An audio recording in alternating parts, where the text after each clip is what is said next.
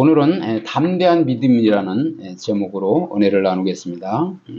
1절 보시면 12장 1절 보시면 그동안 무리 수만 명이 모여 서로 밟힐 만큼 되었더니 예수께서 먼저 제자들에게 말씀하여 이르시되 바리새인들의 누룩 곧 외식을 주의하라 이렇게 말씀합니다. 수많은 사람들이 예수님 주변에 열광적으로 모여들었죠.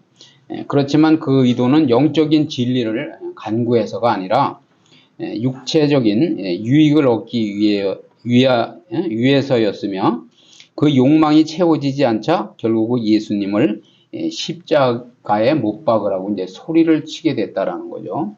그래서 여러분들도 그 영화를 보셨겠지만은 보면은 이제 누구를 못 박느냐고 빌라도가 그러니까 강도는 풀어주고 그 예수님을 십자가에 못 박으소서 그러고 막 소리를 지르잖아요.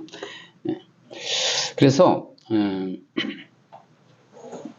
바리새인들의 누룩은 지난번에 살펴보신 바와 같이 유대 종교 지도자들의 외식을 의미한다는 거죠. 그래서 그런 외식이 자신도 모르는 사이에 다른 사람들에게 악영향을 끼치게 되는 것을 비유한 말이라는 거예요. 사람들을 부정하게 하고 그죠? 평토장한 이게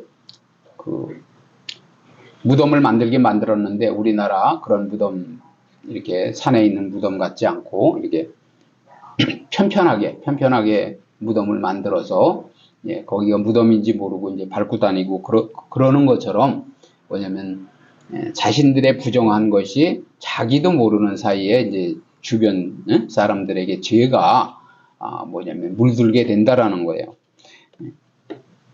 영향력을 미치게 된다라는 거죠. 그리고 사람들이 또 구원의 길로 가지 못하도록 방해하는 것이라는 거죠.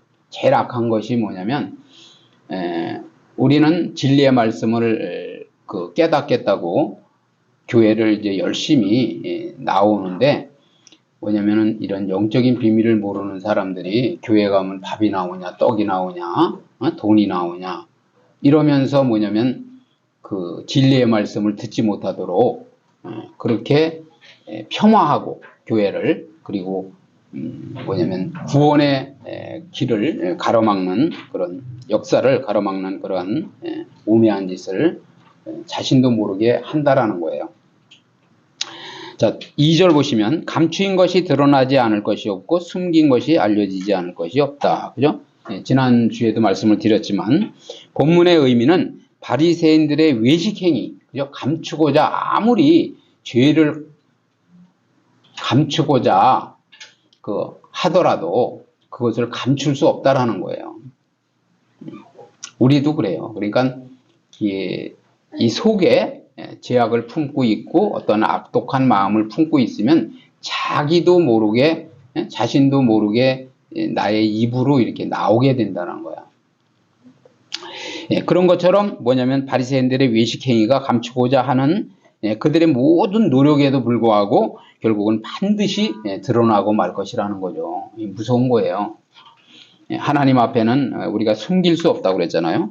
3절 4절 보시면 이러므로 너희가 어두운 데서 말한 모든 것이 광명한 데서 들리고 너희가 골방에서 귀에 대고 말한 것이 지붕 위에 전파되리라. 내가 내 친구 너희에게 말하노니 몸을 죽이고 그 후에는 능히도 못하는 자들을 두려워하지 말라. 그죠? 이 사단 마귀는 그리고 사단 마귀의 조정을 받고 있는 그죠? 영향을 받고 있는 그러한 사람들은 뭐냐면 몸은 죽일 수 있어요. 몸. 우리가 이제 오늘 이 말씀을 통해서 분명히 깨달아야 되는 게 뭐냐면 우리 사람의 육체적인 몸은 죽일 수 있단 말이죠. 그런데 몸을 죽이고 그 이상은 더 할 수가 없어요. 지옥에 집어넣지 못한다는 거야. 그리고 우리의 영혼은 죽이지 못해. 영혼. 그래서 제자들이 진정으로 두려워해야 하는 것은 육신의 죽음이 아니라는 거죠. 제가 말씀드리잖아요. 먼저도 우리의 육신의 죽음은 뭐냐면 끝이 아니고 믿지 않고 죽으면 그게 이제 끝이죠. 기회가 더 없는 거예요. 그렇지만 그런 의미에서가 아니라 우리의 육신의 죽음은 끝이 아니라 새로운 하나님의 왕국에서의 삶을 살아갈 수 있는 그러한 뭐냐면 이제 연장선상이 된다는 거죠. 그래서 우리의 영혼의 더 중요한 것은 육신의 죽음이 아니라 영혼의 죽음이라는 거예요. 아담과 하와가 죄를 저질름으로써 우리가 영적으로 죽었잖아요. 그게 무서운 거라는 거죠. 그게 저주고 그것이 뭐냐면 이제 지옥의 형벌을 받을 수 있는 거지. 우리의 육신의 죽음은 물론 그 육신의 죽음도 사람으로서는 또 소중한 것이지만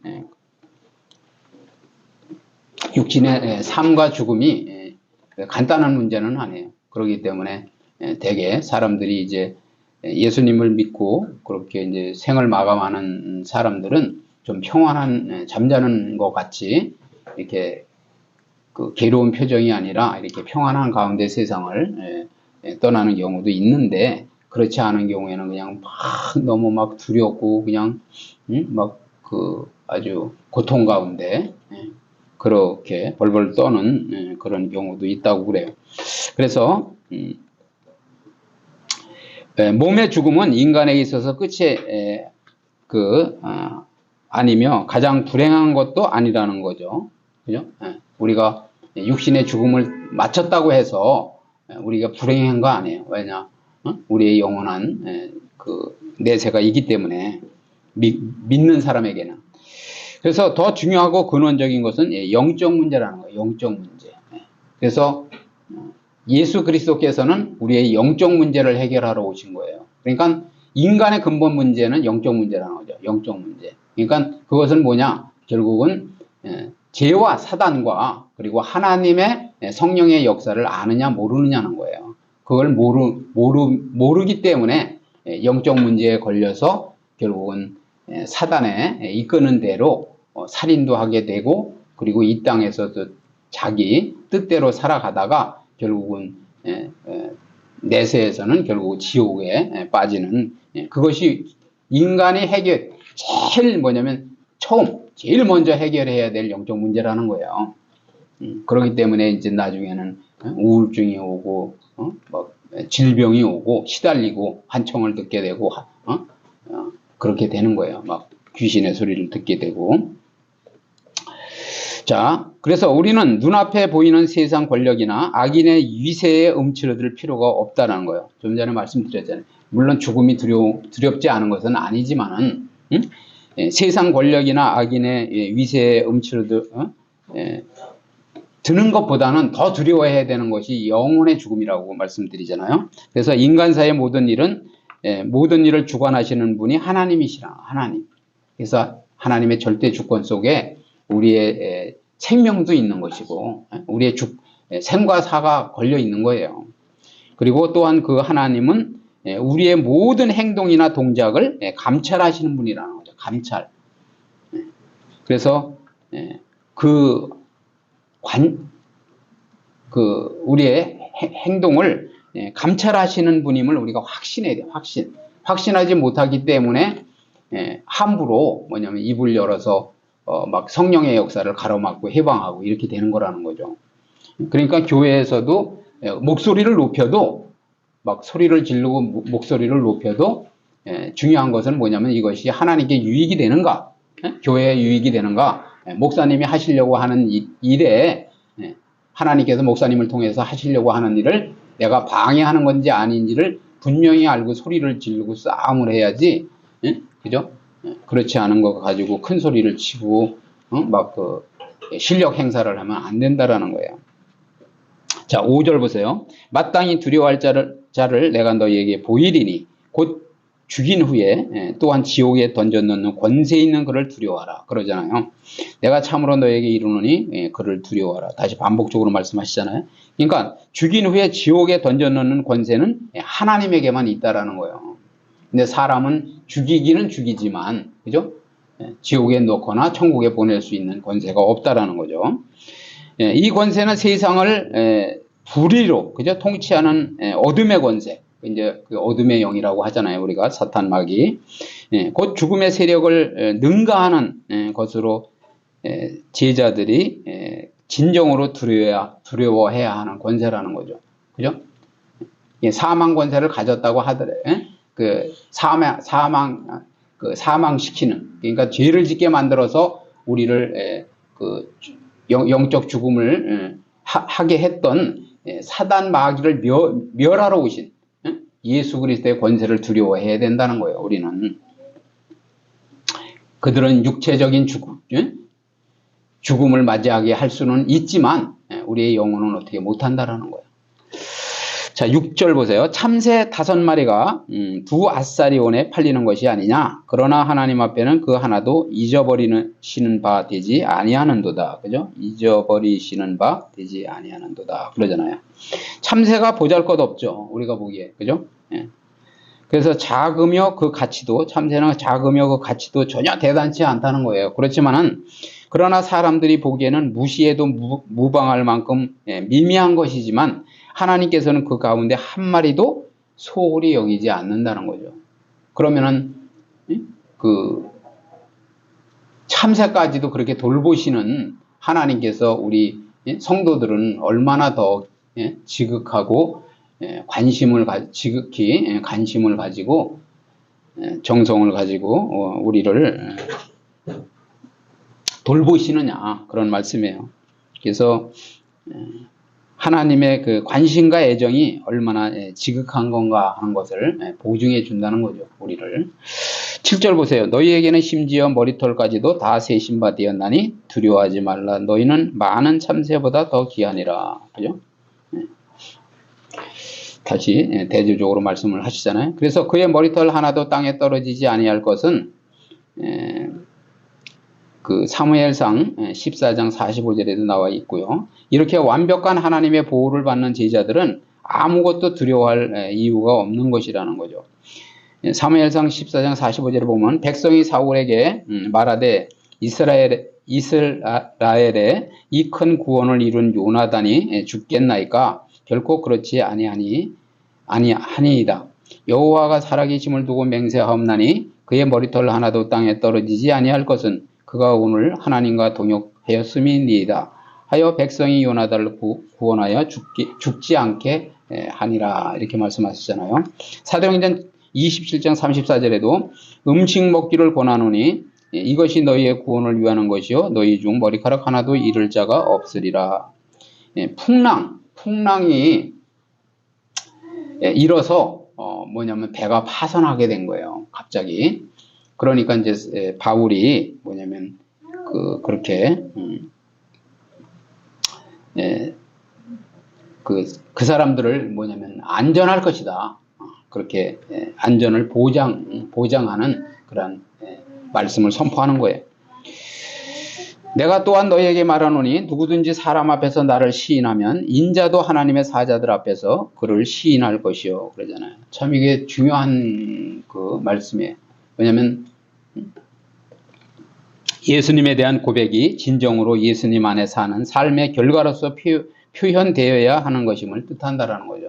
그러니까 우리가 그냥 입으로만 예수님을 믿는다, 그리고 안다, 이렇게 시인하라는 것이 아니라 내 삶 속에서 사실적으로 뭐냐면 내 안에 사시는 예수님과 동행하면서 교제를 나누면서 삶의 증거를 가지고 결과적으로 표현을 해야 된다는 거예요.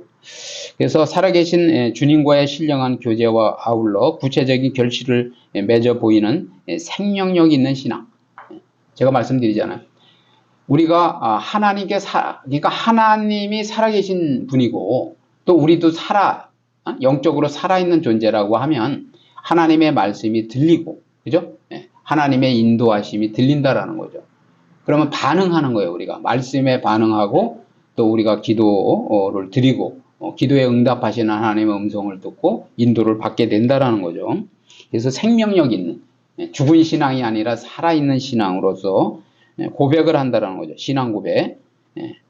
그렇게 고백하는 것이야말로 성도들에게 가장 뭐냐면 절실하게 요청되는 것이라는 거죠. 그런데 이제 가만히 생각을 해보세요. 하나님의 우리가 음성을 듣지 못하고 사단의 음성을 듣는다면, 그리고 그것이 하나님의 뜻이라고 자기 고집을 부리면서 교회에서 왕노릇 한다면, 많은 귀한 직분을 가지고, 장로라는 그런 직분을 가지고, 어쨌든 귀한 직분을 가지고 성도님들에게 악 영향을 미친다라고 하면은 얼마나 불쌍한 일이냐, 그런 말씀이에요.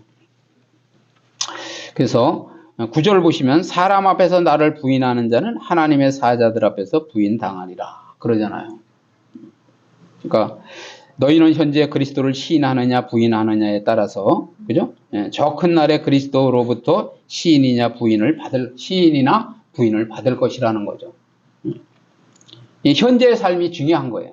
지금 내가 예수 그리스도를 알고 그분을 인정하고 그분을 또 내가 아무리 내 삶에 어려운 문제가 온다고 하더라도, 물질적 어려움이 오든지, 그죠? 그리고 아니면 내가 어디에 붙잡혀 있는 몸으로 감옥살이를 하든지 그러한 상황에 놓였다 하더라도, 또 전도나 선교를 하다가 붙잡혀서 죽음을 맞이한다 할지라도, 시인하느냐 부인하느냐에 따라서 저 큰 날에 예수님도 우리를 시인하느냐 부인하느냐 하는 그런 갈림길에 놓인다, 그런 얘기예요. 그래서 예수님을 부인한다는 말은 단지 사람들 앞에서 예수님을 부인하는 그것뿐만이 아니라, 여기 중요한 거 보세요. 예수님의 행위를 인정하는 거예요. 행위. 예수님이 왜 십자가에 죽으셨느냐, 목적을 알아야 돼. 예수님이 이 땅에 오신 목적과, 그리고 십자가를 지시고 죽으셔야만 했던 그 무엇을 하기 위해서 그 십자가에 죽으셨으며, 죽으셔서 다 이루었다 말씀하셨는데, 그 이루신 목적이 뭐냐 이거예요. 그것을 알고 그것을 시인해야 된다는 거죠. 그래서 마음으로 믿고 입으로 시인해야 돼. 입으로 믿습니다, 이렇게 시인해야 된다는 거예요, 하나님의 역사를. 그래서 예수님의 신성을 또 부정하면 안 된다는, 신성.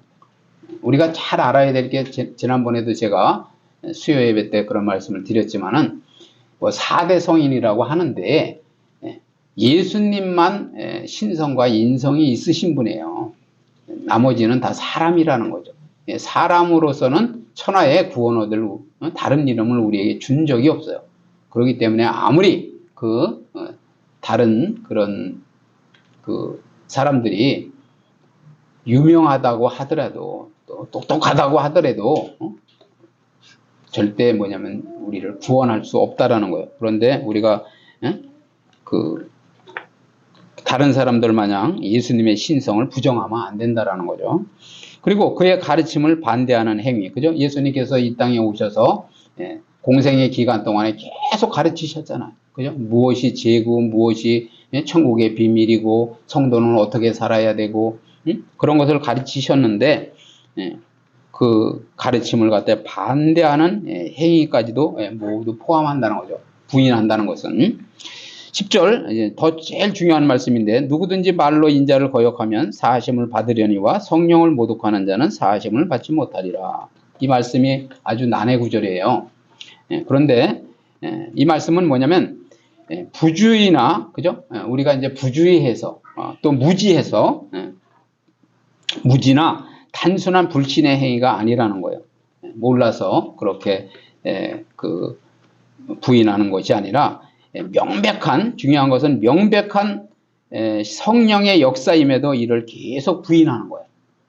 누가 보더라도 확실한 성령의 역사임에도 불구하고 계속 이를 부인하고 대적하는 악한 언행이라는 거예요. 대적. 그리고 그것이 이제 성령을 해방하는 거예요. 그래서 성령의 또 확실한 구원 역사를 고의로 집요하고 대담하게 거절하는 거예요. 우리가 성령 어떤 것이, 그러니까 제가 누누이 신앙생활의 핵심은 뭐냐면, 성령의 역사인지 사탄 마귀 악령의 역사인지를 분명히 알 수 있어야 된다라는 거예요. 그래서 그런 역사임에도, 성령의 역사임에도 그 부인하고, 그리고 확실한 구원의 역사를 또 고의적으로 집요하고 대담하게 거절하는, 거절. 구원 받으라는데도 이 진리를 깨닫고, 그리고 구원 받으라는데도 그것을 대담하게 거절하는 거야. 아, 필요 없다고.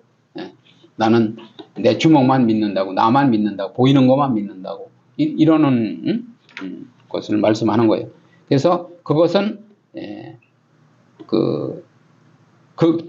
그러한 성령의 역사나 구원의 역사를 악한 것으로 말하는 거예요.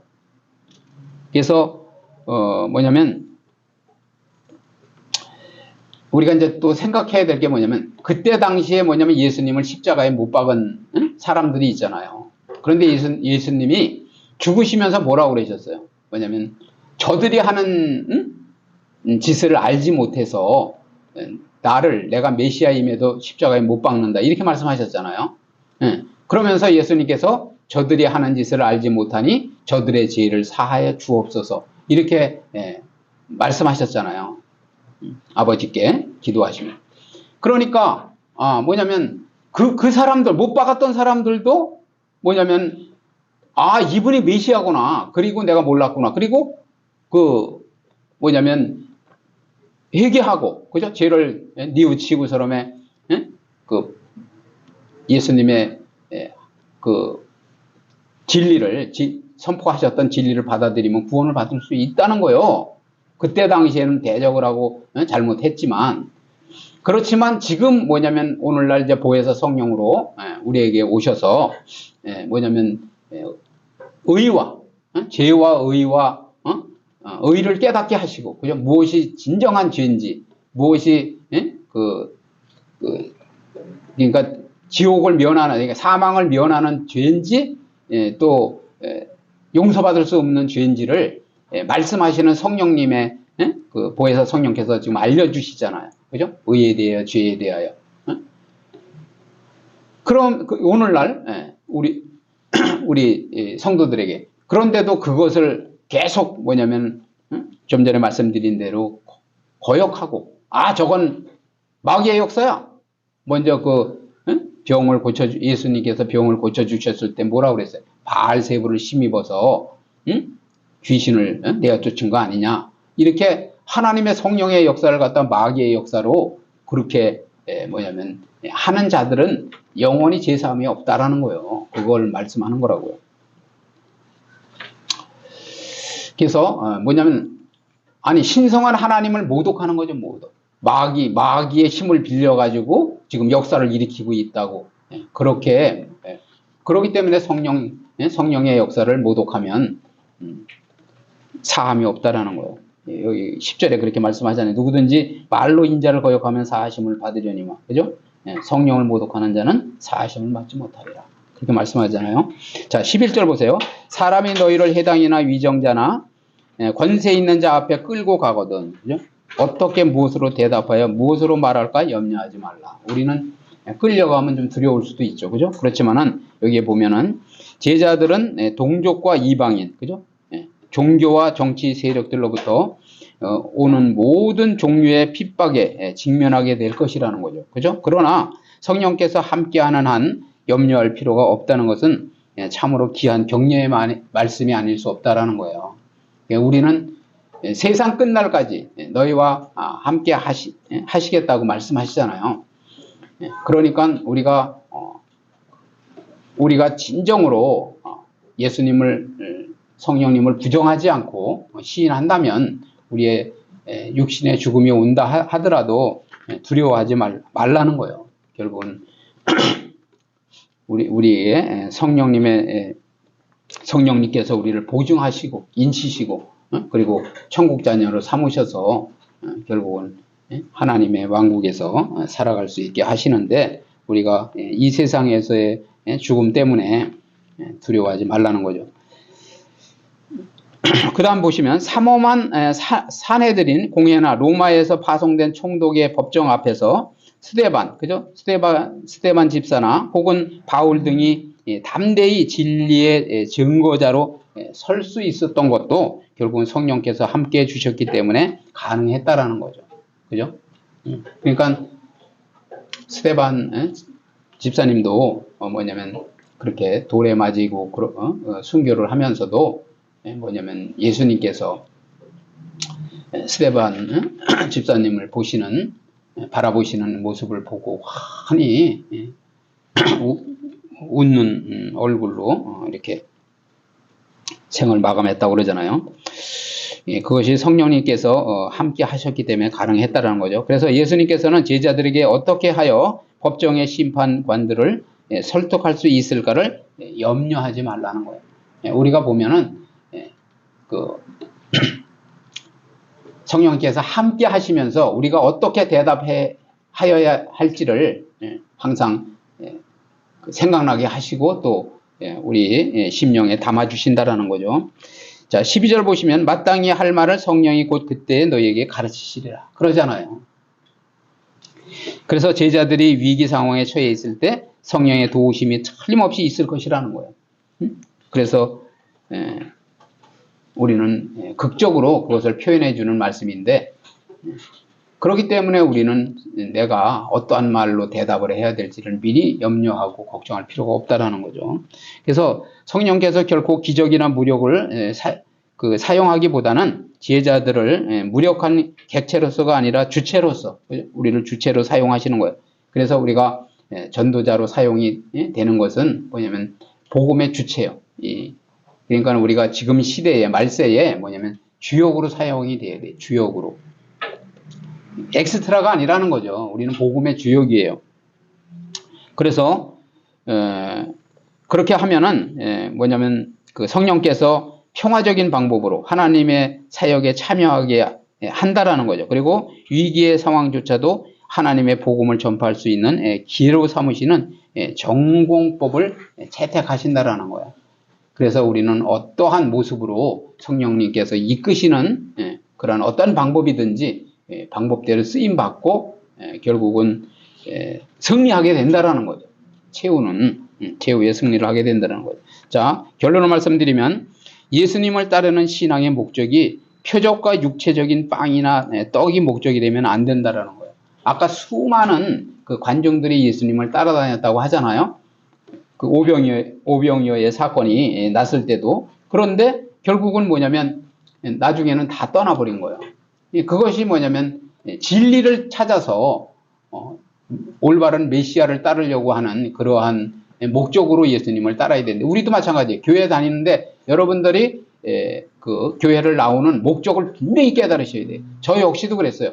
예전에는 그냥 교회에 복 받기 위해 나온다. 복이 뭔지도 모르고, 그렇죠? 그런 거예요. 그런데 정말 신령한 하늘의 복이 무엇인지를 여러분이 먼저 깨달으셔야 돼요. 그게 진리를 깨닫는 거예요. 그리고 영생의 비밀을 깨닫는 거라고요.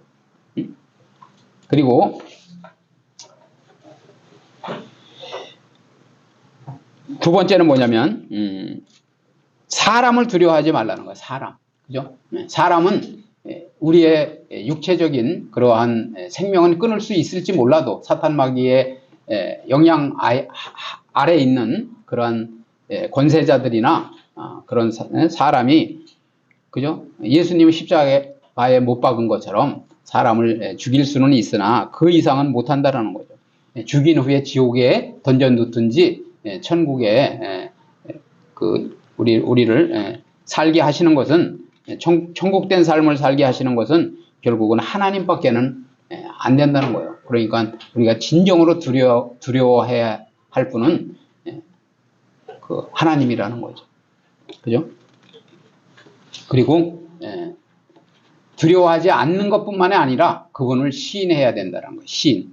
자, 세 번째는 그 성령 모독죄는 명백한 성령의 역사임에도 이를 계속 부인하고 대적하는, 그죠?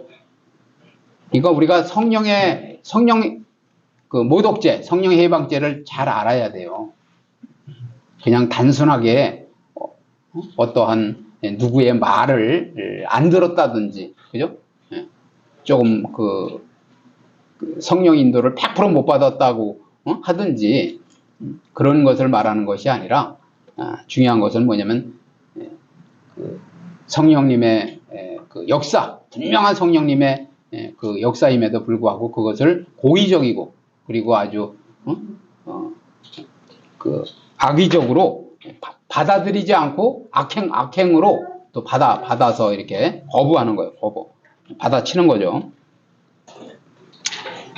그래서 성령의 또 확실한 구원 역사를 우리가 고의적으로 집요하고 대담하게 거절하는 일이 없어야 된다는 거예요. 그렇게 할 때는 용서를 받지 못한다는 거예요. 그 죄는.